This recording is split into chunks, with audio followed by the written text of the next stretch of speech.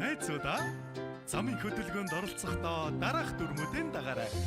Одоо бүгдээрээ хамтдаа дуулцгаая.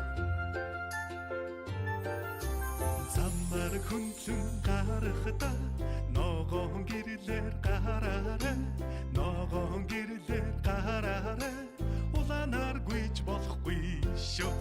Замаар хөндлөн